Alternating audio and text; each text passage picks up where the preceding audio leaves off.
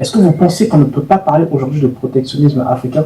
Est-ce que vous pensez qu'aujourd'hui nous devons ouvrir nos frontières comme cela à tout va et nous intégrer totalement dans ce moule du libre-échange à tout va sur nos économies? Oui, je pense que le libre-échange, c'est un débat interminable. Est-ce que c'est bon ou pas bon? À mon avis, la réponse que j'ai tout de suite envie de donner, c'est que ça dépend. En fait, ça dépend de plein de paramètres oui, c'est nuançable en quelque sorte.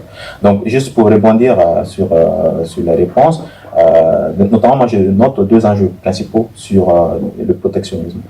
Il faut réussir à avoir un schéma dans lequel on ne va pas non plus défavoriser, on ne va pas non plus impacter le pouvoir d'achat des ménages quand on sait que l'Afrique, 3/4 de la population vit en dessous du seuil de pauvreté. Donc, mettre des barrières tarifaires ou même non tarifaires d'ailleurs, l'impact sur le prix final, ça va être très lourd pour les ménages. Donc, il y a ce premier enjeu. Mais le deuxième enjeu aussi, c'est que en voulant faire trop de protectionnistes, moi j'ai peur que, parce que l'Afrique aujourd'hui, on a besoin de l'étranger, ça c'est indiscutable.